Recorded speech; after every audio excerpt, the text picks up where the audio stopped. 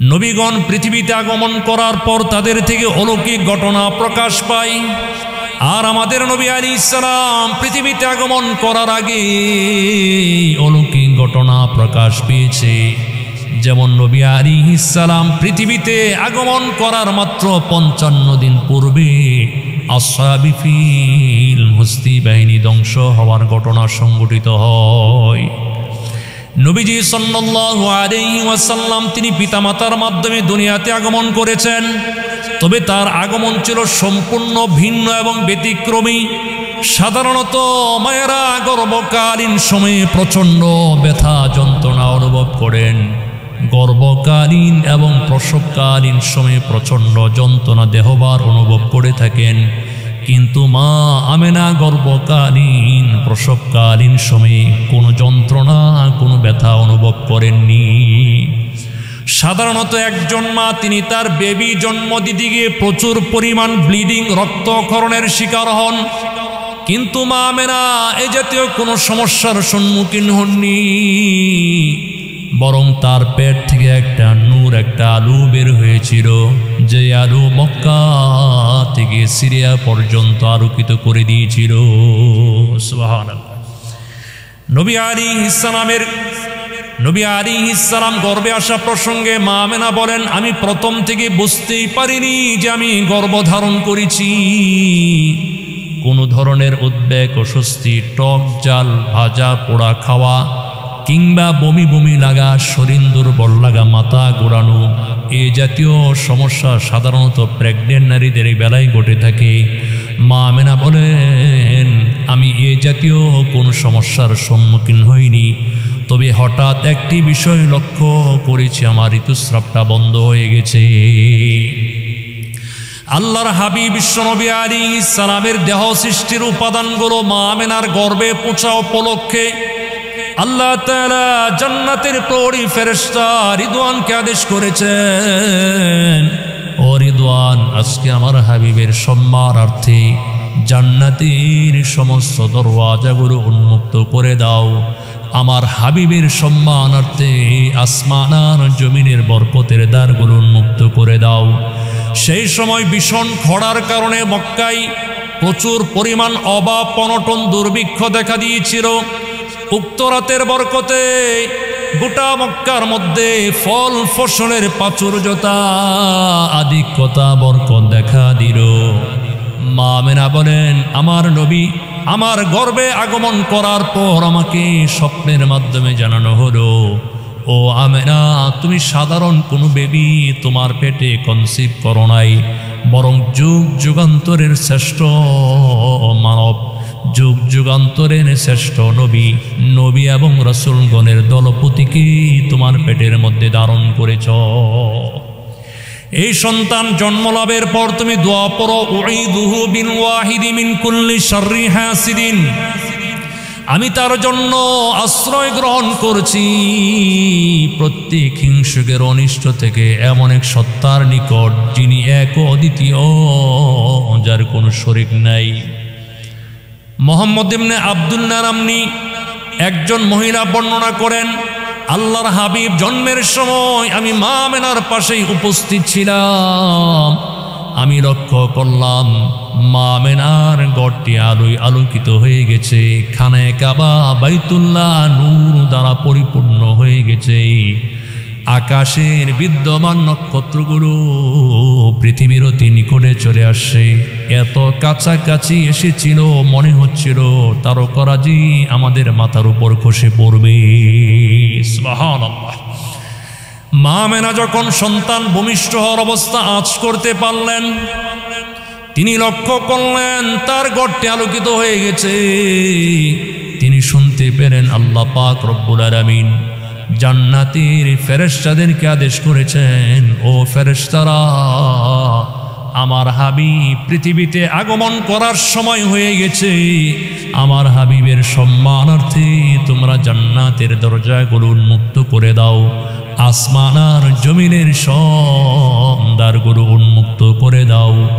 মা আমেনা বলেন, আমি সেই সময় দেখতে পেলাম আমার বংশীয় কতগুলো অপরূপ আকৃতি ধারণকারিণী অপরূপ লাবণ্যময়ী মহিলা চতুর্পার্শ্ব থেকে আমাকে বেষ্টন করে রেখেছে।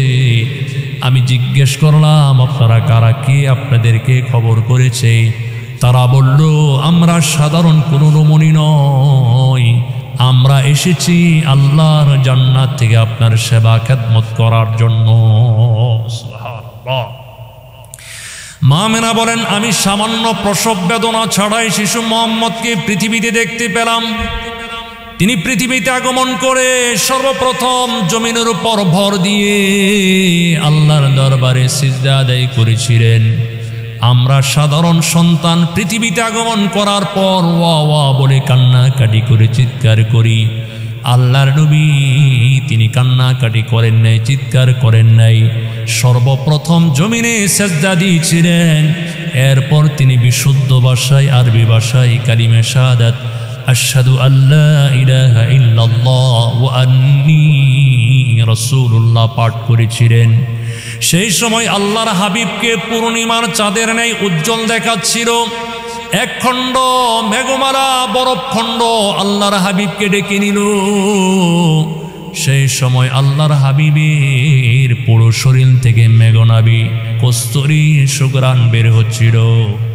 আল্লাহর হাবিব জন্মগ্রহণ করার সাথে সাথে গোটা মক্কার অলিতে গলিতে সুঘ্রাণ ছড়িয়ে পড়ল। মক্কার অভাব অনটন দুর্ভিক্ষ দূর হয়ে গেল। আমরা গত জুমাতে নবীজি সাল্লাল্লাহু আলাইহি ওয়াসাল্লামের জীবন বৃত্তান্ত নিয়ে আলোচনা শুরু করেছিলাম। আজকের জুমাতে আমরা দ্বিতীয় পর্বে নবী আলাইহিস সালামের জন্মদিন নিয়ে আলোচনা করব ইনশাআল্লাহ। আমাদের বাংলাদেশ থেকে 3000 মাইল পশ্চিমে আজ থেকে 1500 বছর আগে হযরত ঈসা আলাইহিস সালামের জন্মের 570 কিংবা 71 বছর পর হযরত নূহ আলাইহিস সালামের তুফানের 3913 বছর পর হযরত আদম আলাইহিস সালামকে সৃষ্টি করার 6125 বছর অতিবাহিত হওয়ার পরে আসহাবে ফিল তথা হস্তি বাহিনী ধ্বংস হওয়ার 50 কিংবা 55 দিন পূর্বে 570 খ্রিস্টাব্দে 20 এপ্রিল 12 রবিউল আউয়াল মতান্তরে 8 রবিউল আউয়াল মতান্তরে 9 রবিউল আউয়াল মক্কার সবচেয়ে সম্ভ্রান্ত কুরাইশ বংশে আব্দুল্লাহর ঔরসে মা আমেনার গর্ভে সোমবার সুবে সাদিকের সময় নবী আলাইহিস সালাম পৃথিবীতে শুভাগমন করেছেন। সুবে সাদিকের সময় কেন? এই সময়টা পৃথিবীর পরিবেশ শান্ত এবং কোলাহল মুক্ত থাকে। সুবে সাদিক হচ্ছে সভ্যতা এবং হিদায়াতের যথাযোগ্য সময়। নবী আলাইহিস সালামের বংশধারা, নবী আলাইহিস সালাম পিতার বংশ হতেও সর্বোত্তম ছিলেন, মায়ের বংশ হতেও সর্বোত্তম ছিলেন। তৎকালীন আরবের সবচেয়ে সম্ভ্রান্ত প্রভাবশালী পাওয়ারফুল বংশ ছিল কুরাইশ বংশ। এটি এমন একটি চূড়ান্ত সত্য কথা মক্কার কাফের বেঈমানরাও পর্যন্ত অস্বীকার করতে পারেনি। হযরত আদম আলাইহিস সালাম থেকে নবী আলাইহিস সালাম পর্যন্ত, নবী আলাইহিস সালামের পিতা মাতা পর্যন্ত পূর্ণ বংশধারায় যতজন নারী পুরুষ আগমন করেছেন তারা সকলেই পূত পবিত্র চরিত্রের অধিকারী ছিলেন। কারো জন্ম বা বংশের সাথে জিনা ব্যভিচারের সামান্যতম কোনো সম্পর্ক ছিল না। তারা প্রত্যেকে ছিলেন বৈবাহিক ধারার মাধ্যমে পৃথিবীতে আগমনকারী সন্তান। হযরত ইবনে মুনজির রহমাতুল্লাহি আলাইহি ইবনে আব্বাস রাদিয়াল্লাহু আনহুমা থেকে বর্ণনা করেছেন, তিনি বলেন, মা বাগাত ইমরাতু নাবিয়্যিন কাত্তু, পৃথিবীতে কোনো নবীর স্ত্রী কখনো জিনা ব্যভিচারে লিপ্ত হননি। শুধুমাত্র আমাদের নবী নন, পৃথিবীতে যত নবী রাসূল আগমন করেছেন তারা সকলেই সর্বযুগের সর্বকালের সবচেয়ে উত্তম চরিত্রের অধিকারী ছিলেন। কোনো নবীর স্ত্রী ব্যভিচারিণী হওয়া কিংবা বৎকার হওয়া এটা নবী হওয়ার শানের পরিপন্থী অশোভনীয় কাজ। নবী আলাইহিস সালামের বংশ চরিত্র সম্পর্কে নাসুত্তিবের বর্ণনা জিবরাইল আমিন বলেন, আমি পৃথিবীর উত্তর মেরু থেকে দক্ষিণ মেরু, পূর্ব প্রান্ত হতে পশ্চিম প্রান্ত পর্যন্ত ভ্রমণ করেছি। আল্লাহর নবী বিশ্বনবী আলাইহিস সালামের বংশ বনু হাশিম অপেক্ষা শ্রেষ্ঠ কোনো বংশ আমি জীবনে কোনোদিন দেখি নাই। তিনি বলেন, আমি নবী আলাইহিস সালামের চাইতে সুদর্শন শ্রেষ্ঠ সুন্দর কোনো মানুষ আমি কোনোদিন দেখি নাই। নবী আলাইহিস সালামের বংশ পরম্পরা সম্পর্কে নবী আলাইহিস সালাম নিজেই তিরমিজি শরীফের হাদিসে বর্ণনা করেছেন। নবী আলাইহিস সালাম বলেছেন, আমি মুহাম্মদ ইবনে আব্দুল্লাহ আব্দুল মুত্তালিবের নাতি মুহাম্মদ। আল্লাহ তাআলা আমাকে সমগ্র সৃষ্টি জগতের মধ্যে সর্বোত্তম সর্বশ্রেষ্ঠ করে প্রেরণ করেছেন, তথা আল্লাহ আমাকে মানব রূপে পৃথিবীতে প্রেরণ করেছেন। এই মানুষকে আল্লাহ তাআলা দুই ভাগে বিভক্ত করেছেন, এক হলো আরব আরেক হলো অনারব। আল্লাহ তাআলা আমাকে উত্তম ভাগে তথা আরবের মধ্যে প্রেরণ করেছেন। আরবের মধ্যে অনেকগুলো গোত্র ছিল, এর মধ্যে আল্লাহ তাআলা আমাকে সর্বোত্তম গোত্র বনু কুরাইশ গোত্রে প্রেরণ করেছেন। কুরাইশের মধ্যে আবার কতগুলো বংশ ছিল, এর মধ্যে সর্বোত্তম বংশ হলো বনু কুরাইশ। এই কুরাইশ বনু হাশিম গোত্রে আল্লাহ তাআলা আমাকে প্রেরণ করেছেন। নবী আলাইহিস সালাম বলেছেন, আমি ব্যক্তিগতভাবে সর্বোত্তম, পারিবারিকভাবে সর্বোত্তম, বংশগতভাবেও সর্বোত্তম, চারিত্রিক দৃষ্টিকোণ থেকেও আমি তোমাদের মধ্যে সর্বশ্রেষ্ঠ সর্বোত্তম। আল্লাহর নবী আলাইহিস সালাম আরো বলেন, আল্লাহ তাআলা ইসমাঈল আলাইহিস সালামের সন্তানদের থেকে কেনানাকে নির্বাচন করেছেন, কেনানা থেকে বনু কুরাইশ গোত্র নির্বাচন করেছেন, কুরাইশ থেকে আল্লাহ তাআলা বনু হাশিম গোত্রকে নির্বাচন করেছেন, আর বনু হাশিম গোত্র থেকে আল্লাহ তাআলা গোটা মানব জাতির জন্য আমাকে আল্লাহ নির্বাচন করেছেন। সুবহানাল্লাহ। আল্লাহর হাবিব বুখারীর বর্ণনায় বলেছেন, আনা সামরাতু দুআউ আবিকুম ইব্রাহিম আলাইহিস সালাম, আমি তোমাদের পিতা ইব্রাহিম আলাইহিস সালামের দুয়ার ফসল।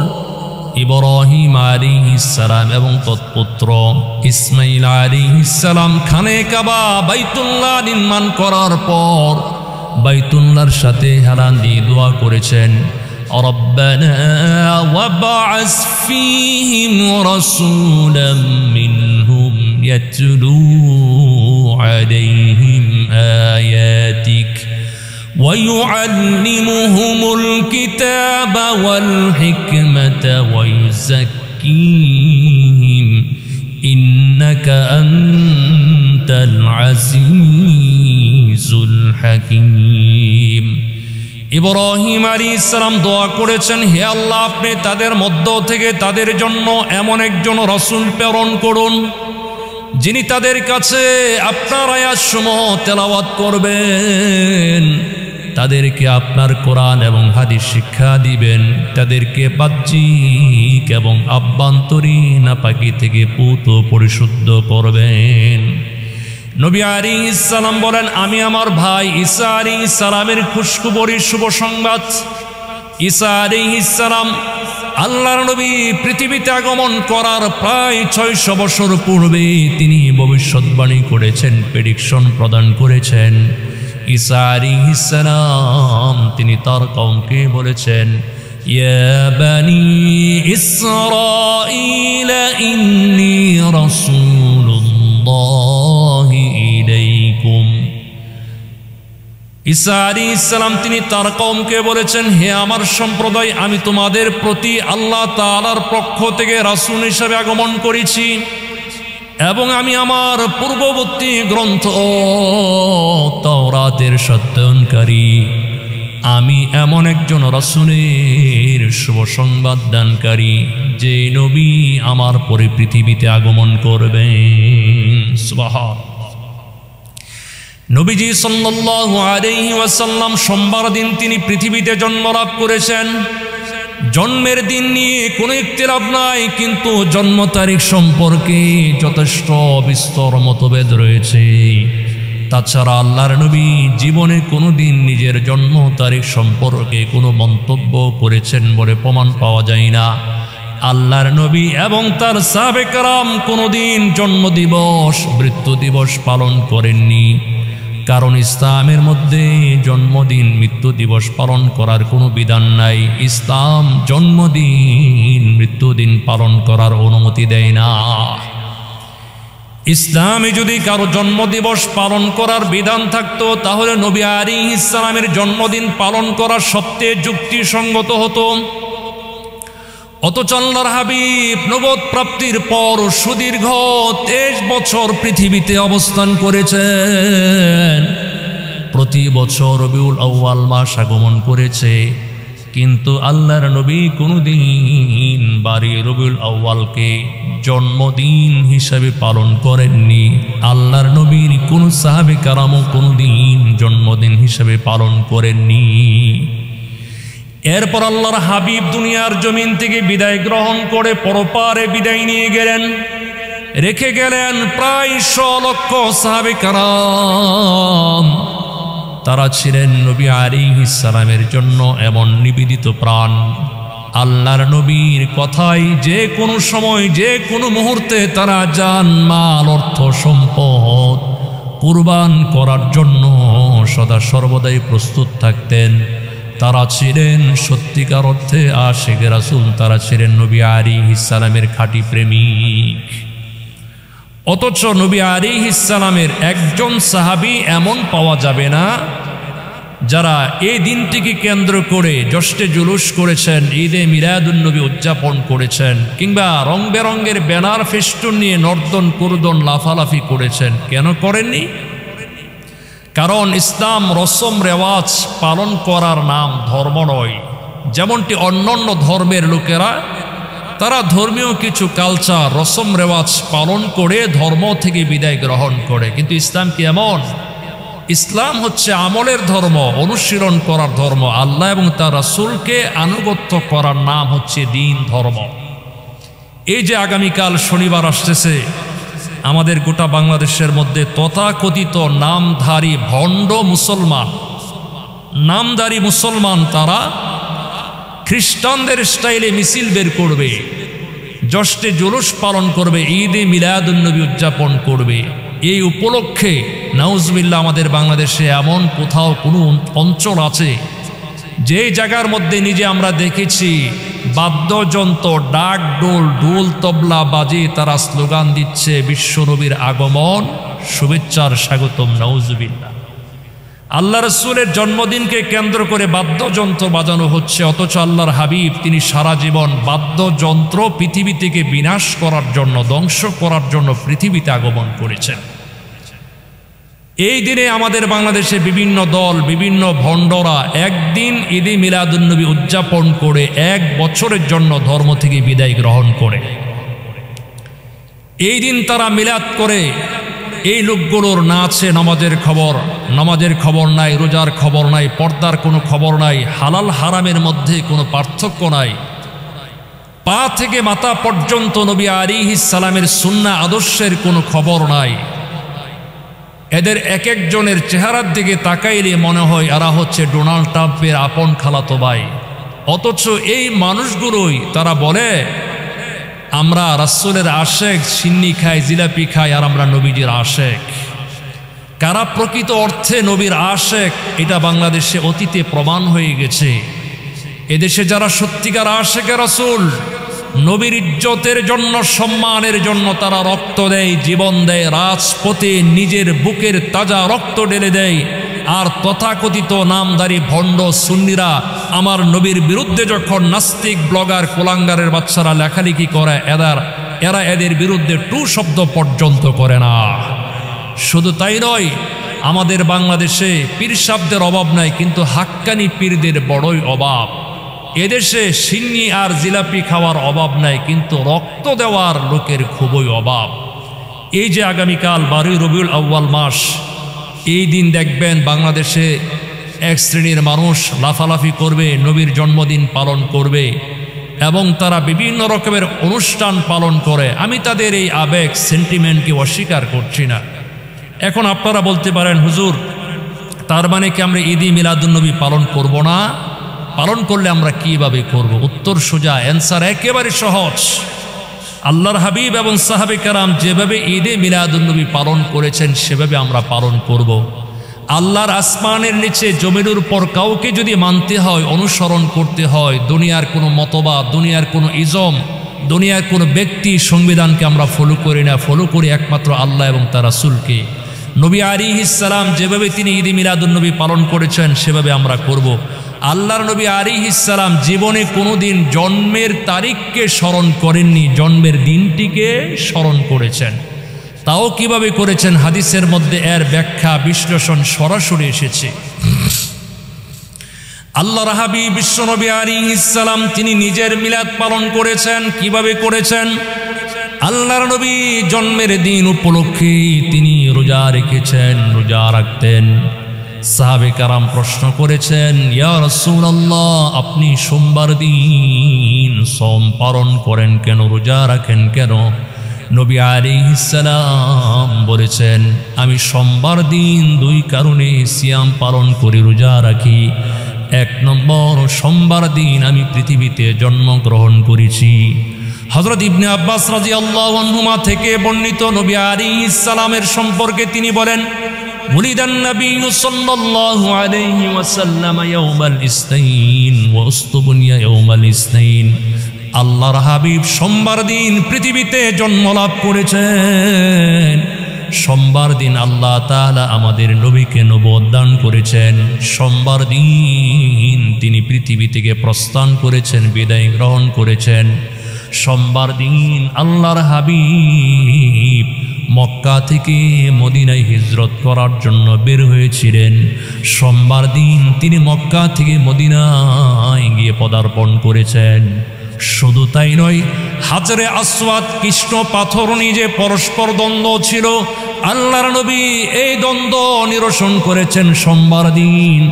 সুতরাং নবী আলাইহিস সালাম বলেছেন, সোমবার দিন রোজা রাখার এক নম্বর কারণ আমি পৃথিবীতে জন্ম লাভ করেছি।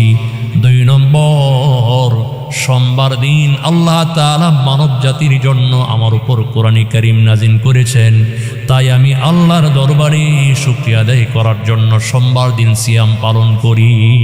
সুবহানাল্লাহ। তাহলে নবী আলাইহিস সালাম সোমবার দিনকে কেন্দ্র করে রোজা রাখতেন। আর আমাদের বাংলাদেশে তথাকথিত নামদারি বন্ড সুন্নি মুসলমানরা সোমবার দিন তারা সিয়াম পালন না করে, রাসূলের জন্ম তারিখকে স্মরণ করে, জন্মের দিনটি স্মরণ না করে, জন্ম তারিখকে স্মরণ করে তারা এই দিন উপলক্ষে ঈদে মিলাদুন্নবী পালন করে। বলুন তো, কেউ যদি আল্লাহ রাসূল যা করেছেন তার বিরুদ্ধচারণ করে, সে কি কোনোদিন খাঁটি আশিকে রাসূল হতে পারে? কখনো হতে পারে না। রাসূলের বিরুদ্ধচারণ করে আমরা কোনোদিন কখনো মানজিলে মাকসুদ পর্যন্ত পৌঁছতে পারবো না। সম্মানিত হাজিরিন, আমি ধরে নিলাম ঈদে মিলাদুন্নবী যারা পালন করছে তাদের এই ঈদে মিলাদুন্নবী পালন করাটা যুক্তিসঙ্গত হতো যদি তারা এই দিন সিয়াম পালন করত। এই দিন যদি তারা বিশুদ্ধ পন্থায় রাসূলের জীবন বৃত্তান্ত নিয়ে আলোচনা করতেন, তাহলে এটি তাদের জন্য যুক্তিসঙ্গত হতো। কিন্তু তাদের চেহারার মধ্যে, দেহের মধ্যে রাসূলের আদর্শের কোনো খবর নাই, নামগন্ধ নাই। এই দিন তারা শুধু লাফালাফি, নাচানাচি করে, মিলাদ কিয়াম করে, সিন্নি খায়, আর তারা বলে তারা খাঁটি আশিকে রাসূল। আমি মনে করি এ জাতীয় সেন্টিমেন্ট প্রকাশ করার দ্বারা দুনিয়া আখিরাতে কখনো কোনো কল্যাণ এবং মুক্তির আশা করা যায় না। তবে হ্যাঁ, আমরা যদি কেউ বিশুদ্ধ পন্থাই করে আমরা তাকে কখনো ডিনাই করি না, আমরা তাকে বাধা দেই না। উলামায়ে কেরাম বলেছেন, বিশুদ্ধ পন্থায় কেউ যদি ঈদে মিলাদুন্নবী নিয়ে আলোচনা করে সেটা আমাদের জন্য অবশ্যই বরকত এবং কল্যাণের কারণ হবে। যেমন আল্লাহ রাসূলের একজন চাচা ছিল, নাম হলো আবুল আহাব। যেই চাচা, কেমন চাচা ছিল? সিরাতের গ্রন্থে এসেছে, আল্লাহর হাবিব পৃথিবীতে আগমন করার পূর্বে নবী আলাইহিস সালামের পিতা ইন্তিকাল করেন। আবুল আহাবের একজন বান্দি ছিল, নাম ছিল সুয়াইবা।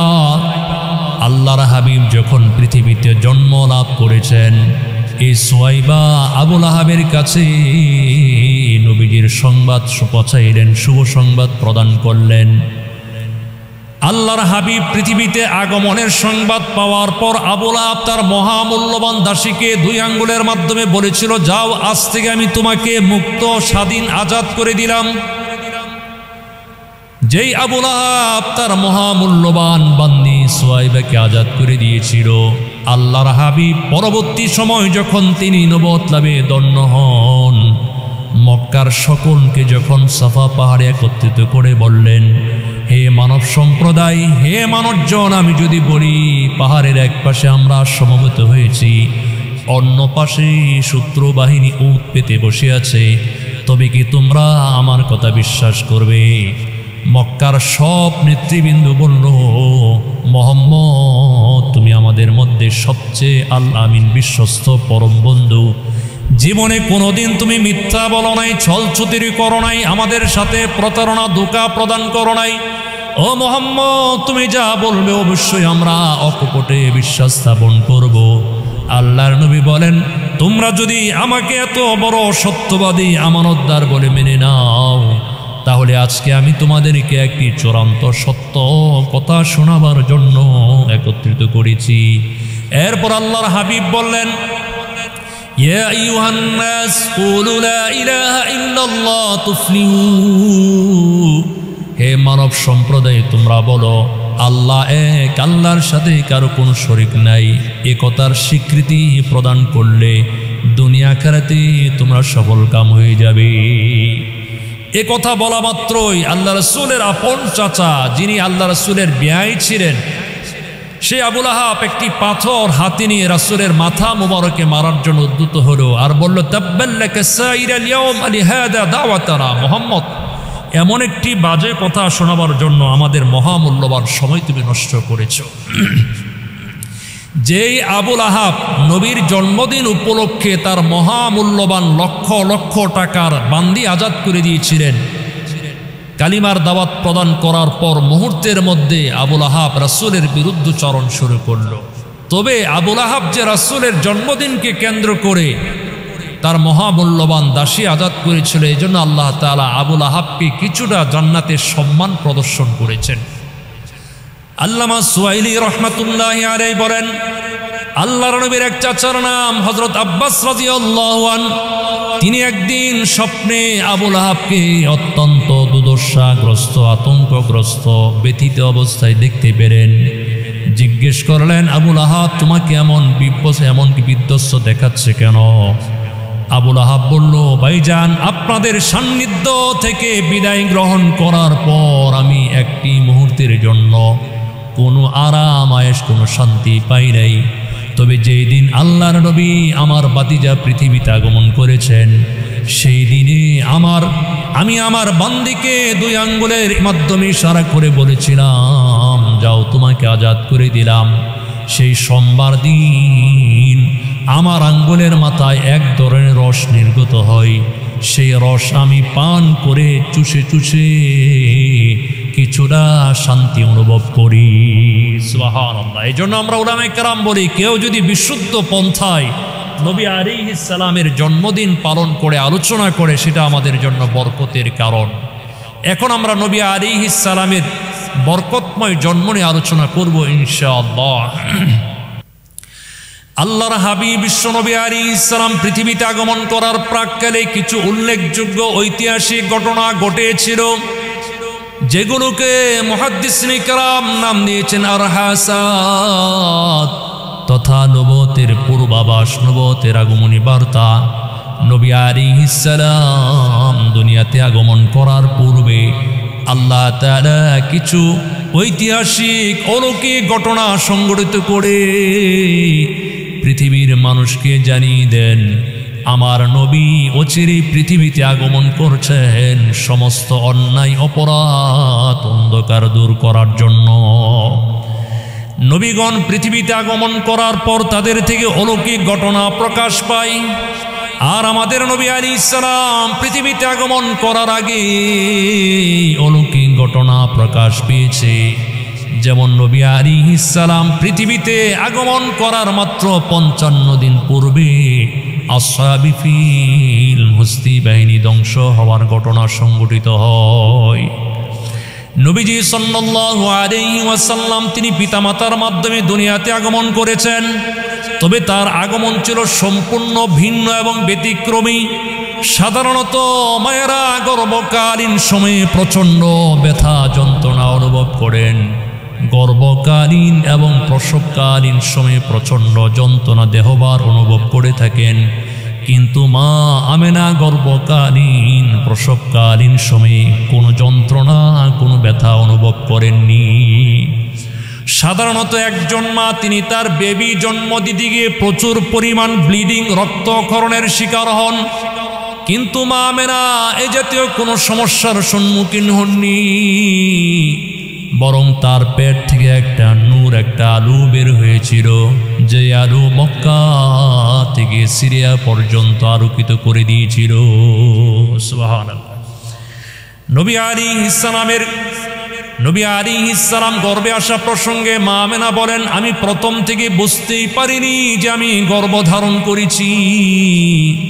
কোনো ধরনের উদ্বেগ, অস্বস্তি, টক জাল ভাজা পোড়া খাওয়া কিংবা বমি বমি লাগা, শরীর দুর্বল লাগা, মাথা ঘোরানো, এ জাতীয় সমস্যা সাধারণত প্রেগনেন্ট নারীদের বেলায় ঘটে থাকে। মা আমেনা বলেন, আমি এ জাতীয় কোনো সমস্যার সম্মুখীন হইনি, তবে হঠাৎ একটি বিষয় লক্ষ্য করেছি, আমার ঋতুস্রাবটা বন্ধ হয়ে গেছে। আল্লাহর হাবিব বিশ্বনবী আলাইহিস সালামের দেহ সৃষ্টির উপাদানগুলো মা আমেনার গর্ভে পৌঁছা উপলক্ষে আল্লাহ তাআলা জান্নাতের প্রহরী ফেরেশতা রিদওয়ানকে আদেশ করেছেন, ও রিদওয়ান, আজকে আমার হাবিবের সম্মানার্থে জান্নাতের সমস্ত দরওয়াজাগুলো উন্মুক্ত করে দাও। আমার হাবিবের সম্মানার্থে আসমান আর জমিনের বরকতের দ্বারগুলো উন্মুক্ত করে দাও। সেই সময় ভীষণ খরার কারণে মক্কায় প্রচুর পরিমাণ অভাব, অনটন, দুর্ভিক্ষ দেখা দিয়েছিল। উক্ত রাতের বরকতে গোটা মক্কার মধ্যে ফল ফসলের প্রাচুর্যতা, আধিক্যতা, বরকত দেখা দিল। মা আমেনা বলেন, আমার নবী আমার গর্ভে আগমন করার পর আমাকে স্বপ্নের মাধ্যমে জানানো হলো, ও আমেনা, তুমি সাধারণ কোনো বেবি তোমার পেটে কনসিভ করো নাই, বরং যুগ যুগান্তরের শ্রেষ্ঠ মানব, যুগ যুগান্তরের শ্রেষ্ঠ নবী এবং রাসূলগণের দলপতিকে তোমার পেটের মধ্যে ধারণ করেছ। এই সন্তান জন্মলাভের পর তুমি দোয়া পড়ো, উঈদুহু বিল ওয়াহিদি মিন কুল্লি শাররি হাসিদিন, আমি তার জন্য আশ্রয় গ্রহণ করছি প্রত্যেক হিংসুকের অনিষ্ট থেকে, এমন এক সত্তার নিকট যিনি এক ও অদ্বিতীয়, যার কোনো শরীক নাই। মুহাম্মদ ইবনে আব্দুল্লাহ নামনি একজন মহিলা বর্ণনা করেন, আল্লাহর হাবিব জন্মের সময় আমি মা আমেনার পাশেই উপস্থিত ছিলাম। আমি লক্ষ্য করলাম মা আমেনার ঘরটি আলোয় আলোকিত হয়ে গেছে, খানায়ে কাবা বাইতুল্লাহ নূর দ্বারা পরিপূর্ণ হয়ে গেছে। আকাশের বিদ্যমান নক্ষত্রগুলো পৃথিবীর অতি নিকটে চলে আসছে, এত কাছাকাছি এসেছিল মনে হচ্ছিল তারকারাজি আমাদের মাথার উপর খসে পড়বে। সুবহানাল্লাহ। মা আমেনা যখন সন্তান ভূমিষ্ঠ হওয়ার অবস্থা আঁচ করতে পারলেন, তিনি লক্ষ্য করলেন তার ঘরটি আলোকিত হয়ে গেছে। তিনি শুনতে পেলেন আল্লাহ পাক রব্বুল আলামিন জান্নাতের ফেরেশতাদেরকে আদেশ করেছেন, ও ফেরেশতারা, আমার হাবিব পৃথিবীতে আগমন করার সময় হয়ে গেছে, আমার হাবিবের সম্মানার্থে তোমরা জান্নাতের দরজাগুলো উন্মুক্ত করে দাও, আসমান আর জমিনের সব দ্বারগুলো উন্মুক্ত করে দাও। মা আমেনা বলেন, আমি সেই সময় দেখতে পেলাম আমার বংশীয় কতগুলো অপরূপ আকৃতি ধারণকারিণী, অপরূপ লাবণ্যময়ী মহিলা চতুর্পার্শ্ব থেকে আমাকে বেষ্টন করে রেখেছে। আমি জিজ্ঞেস করলাম, আপনারা কারা, কে আপনাদেরকে খবর করেছে? তারা বলল, আমরা সাধারণ কোনো রমণী নয়, আমরা এসেছি আল্লাহর জান্নাত থেকে আপনার সেবা খেদমত করার জন্য। মা আমেনা বলেন, আমি সামান্য প্রসব বেদনা ছাড়াই শিশু মুহাম্মদকে পৃথিবীতে দেখতে পেলাম। তিনি পৃথিবীতে আগমন করে সর্বপ্রথম জমিনের উপর ভর দিয়ে আল্লাহর দরবারে সিজদা আদায় করেছিলেন। আমরা সাধারণ সন্তান পৃথিবীতে আগমন করার পর ওয়া ওয়া বলে কান্নাকাটি করে চিৎকার করি। আল্লাহর নবী তিনি কান্নাকাটি করেন নাই, চিৎকার করেন নাই। সর্বপ্রথম জমিনে সিজদা দিয়েছিলেন। এরপর তিনি বিশুদ্ধ ভাষায়, আরবি ভাষায় কালিমা শাহাদাত আশহাদু আল্লা ইলাহা ইল্লাল্লাহ ওয়া আন্নী রাসূলুল্লাহ পাঠ করেছিলেন। সেই সময় আল্লাহর হাবিবকে পূর্ণিমার চাঁদের ন্যায় উজ্জ্বল দেখাচ্ছিল। এক খণ্ড মেঘমালা বরফ খণ্ড আল্লাহর হাবিবকে ডেকে নিল। সেই সময় আল্লাহর হাবিবের পুরো শরীর থেকে মেঘনাবি কস্তুরী সুঘ্রাণ বের হচ্ছিল। আল্লাহর হাবিব জন্মগ্রহণ করার সাথে সাথে গোটা মক্কার অলিতে গলিতে সুঘ্রাণ ছড়িয়ে পড়ল। মক্কার অভাব অনটন দুর্ভিক্ষ দূর হয়ে গেল। নবী আলাইহিস সালাম বলেন, ইন্না মিন কারামাতি আলা রাব্বি আযজা ওয়া জাল ইন্নী উলিদতু মাখতুনান লাম ইয়ারা আহাদুন সাওআতি। আল্লাহ আমার প্রতি অনুগ্রহ করেছেন, মেহেরবানি করেছেন, তার অন্যতম হলো আমি পৃথিবীতে খতনাকৃত অবস্থায় জন্ম লাভ করেছি। দুনিয়ার কোনো মানুষ, নারী এবং পুরুষ আমার লজ্জাস্থান দেখতে পারে নাই।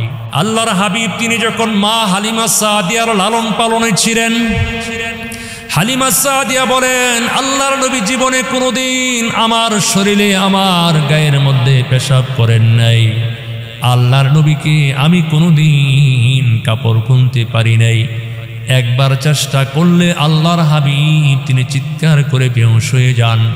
মা হালিমা সাদিয়া বলেন, এরপর আমি আর কোনোদিন আল্লাহর নবীকে উলঙ্গ করার চেষ্টা করিনি। আল্লাহ রাসূলের প্রাইভেট ব্যক্তিগত জীবনের ব্যাপারগুলো আম্মাজান আয়েশা হাদিস বর্ণনা করেছেন। আম্মাজান আয়েশা রাদিয়াল্লাহু আনহা বর্ণনা করেছেন, আমি কখনো নবী আলাইহিস সালামের সতরের দিকে তাকাইনি, আল্লাহর নবীও কোনোদিন আমার লজ্জাস্থানের দিকে তাকাননি। আল্লাহর নবী এত বেশি লজ্জাশীল ছিলেন, একজন কুমারী নারী যতটুকু না লজ্জাবতী, এর চেয়ে হাজার কোটি গুণ আল্লাহর নবী লজ্জাশীল ছিলেন। বড় আফসোসের ব্যাপার, যেই নবী আলাইহিস সালাম এত বেশি লজ্জাশীল ছিলেন, বর্তমান যুগে সেই নবীর উম্মত এত নোংরা, এত নির্লজ্জ বেহায়া হয়ে গেছে। কিছু অর্থ করে উপার্জন করার জন্য মোবাইল ফোনে, ফেসবুকে মনিটাইজ পাওয়ার পর নিজের বউটাকে বেপরদা নগ্ন করে মোবাইল ফোনের মধ্যে তারা ভিডিও আপলোড দিচ্ছে, ছবি ছেড়ে দিচ্ছে, এর দ্বারা কিছু অর্থ উপার্জন হচ্ছে। মনে রাখবেন, যারা স্বামী হওয়ার পরও নিজের বিবিকে এই কাজগুলো করাচ্ছেন, এরা হচ্ছে দায়ুস। আর দায়ুস তাদের জন্য আল্লাহর জান্নাত হারাম। মানুষ এত নিকৃষ্ট নোংরা হয়ে গেছে, নিজেদের ব্যাড সিনগুলো এগুলো এখন মোবাইল ফোনে ধারণ করে আপলোড করে নিজেরা ভাইরাল হওয়ার দান্দা ওদের মধ্যে ঢুকে গেছে। আল্লাহ আমাদেরকে মাফ করুন। মানুষ যখন বেহায়াপনার চূড়ান্ত পর্যায়ে চলে যায়, তখন এহেন জঘন্য গর্হিত কাজগুলো মানুষের দ্বারা সম্ভব। আল্লাহর নবী শিক্ষা দিয়েছেন, নবী বলেছেন, আল হায়া ওয়াল ঈমান কুরারা, লজ্জা আর ঈমান পরস্পর পরিপূরক। একটি যদি চলে যায় তাহলে অন্যটি তার মধ্য থেকে অটোমেটিকভাবে বিদায় নিয়ে নেয়। নাউযুবিল্লাহি মিন যালিক। আল্লাহর নবী তিনি লজ্জাশীল ছিলেন। লজ্জা আমাদেরকে শিক্ষা দিয়েছেন। লজ্জা হচ্ছে নারী পুরুষের ভূষণ। এটা হলো ঈমানের অন্যতম গুণ। এটা হলো একজন ঈমানদার নারী পুরুষের ভূষণ। এটা আমাদেরকে অর্জন করতেই হবে। হযরত ইবনে আব্বাস রাদিয়াল্লাহু আনহুমা বর্ণনা করেন, আল্লাহর হাবিব বিশ্বনবী আলাইহিস সালাম তিনি নারী কর্তৃত অবস্থায়, খতনাকৃত অবস্থায় পৃথিবীতে জন্মলাভ করেছেন। আল্লাহর নবীর দাদা আব্দুল মুত্তালিব এই অবস্থা দেখার পর আশ্চর্য হয়ে বললেন, নিশ্চয় আমার এই নাতি অত্যন্ত সম্মান এবং মর্যাদার অধিকারী হইবে। ইসহাক ইবনে আব্দুল্লাহ মা আমিনার বক্তব্য বর্ণনা করেছেন, আল্লাহর নবী জন্মলাভের সময় নেহায়েত পরিষ্কার পরিচ্ছন্ন অবস্থায় জন্মলাভ করেছেন। আল্লাহর নবীর গোটা দেহের মধ্যে এক বিন্দু রক্ত লাগে নাই। জন্মের সময় নবী আলাইহিস সালামের চোখের মধ্যে সুরমা লাগানো ছিল। নবী বলেন ইন্নামা বুলিতু মুত্তাহারা, আমি পুত পবিত্র অবস্থায় জন্ম লাভ করেছি, জন্মের পর আমার গোসল দেওয়ার প্রয়োজন হয়নি। আল্লাহ তাআলা অটোমেটিক কুদরতিভাবে সব ব্যবস্থা করে আমাকে দুনিয়াতে প্রেরণ করেছেন। আল্লাহর নবী ভূমিষ্ঠ হওয়ার পর মা আমিনা যখন দাদা আব্দুল মুত্তালিবের কাছে নবীর জন্মের শুভ সংবাদ পৌঁছাইলেন, আব্দুল মুত্তালিব অত্যন্ত আনন্দিত হলেন। নাতি শিশু মোহাম্মদকে নিয়ে খানে কাবায় প্রবেশ করে আল্লাহর তারই প্রশংসা জ্ঞাপন করলেন। এরপর আল্লাহর হাবিব জন্মের ৭ম দিনে দাদা আব্দুল মুত্তালিব নবীজির জন্য আকিকা সম্পন্ন করেন। এ উপলক্ষে কুরাইশদের সকলকে দাওয়াত প্রদান করেন। এবার নবী আলাইহিস সালামের নাম নির্ধারণ করার পালা। আব্দুল মুত্তালিব নবীজির নামকরণ করলেন মুহাম্মদ করে। কুরাইশরা এই নাম শোনার পর আব্দুল মুত্তালিবকে বলল, হে আবুল হারিস, আপনার পিতা পিতৃপুরুষ গোত্র বংশের মধ্যে কেউ তো কোনোদিন এমন নাম রাখিনি, আপনি কেন এই শিশু সন্তানের নাম মুহাম্মদ করে রেখেছেন? আব্দুল মুত্তালিব বললেন, আমি এ আশায় এই সন্তানের নাম মুহাম্মদ রেখেছি যেন উর্দু আকাশে আল্লাহ আর এই বিশ্ব চরাচরে পৃথিবীর সব মানুষ তারই প্রশংসা গুণ বর্ণনা করে। দুনিয়ার মধ্যে নবী আলাইহিস সালামের নাম হলো মুহাম্মদ। মুহাম্মদ মানে হলো সর্বাধিক প্রশংসিত ব্যক্তি। উর্দু জগতে নবী আলাইহিস সালামের নাম হলো আহমদ, তথা সর্বাধিক প্রশংসাকারী। আহমদ আর মুহাম্মদ শব্দের মূল মাদ্দা হলো হামদুন। হামদুন মানে প্রশংসা করা। বাস্তবেই এই পৃথিবীতে আল্লাহর জমিনে সবচেয়ে বেশি প্রশংসা করেছেন, আল্লাহর জমিনে সবচেয়ে বেশি যিনি সিজদা করেছেন তিনি হচ্ছেন আমাদের নবী সাল্লাল্লাহু আলাইহি ওয়াসাল্লাম। নবীজি সাল্লাল্লাহু আলাইহি ওয়াসাল্লামের অসংখ্য নাম রয়েছে। কিছু নাম আল্লাহর কোরআনে আছে, কিছু নাম পূর্বের আসমানি গ্রন্থবলির মধ্যে রয়েছে। আল্লাহর নবী আলাইহিস সালামের নাম সম্পর্কে মাওয়াহিবে লাদুনিয়া গ্রন্থকার বলেছেন, আল্লাহর গুণবাচক নাম হলো ৯৯টি, আমাদের নবীর গুণবাচক নাম হলো ৯৯টি। আল্লামা কাজী ইয়াস রাহমাতুল্লাহি আলাইহি বলেন, আল্লাহ পাক তিনি তার ৯৯টি গুণবাচক নামের মধ্যে ৩০টি নাম তিনি তার হাবিবের জন্য বরাদ্দ দিয়ে দিলেন।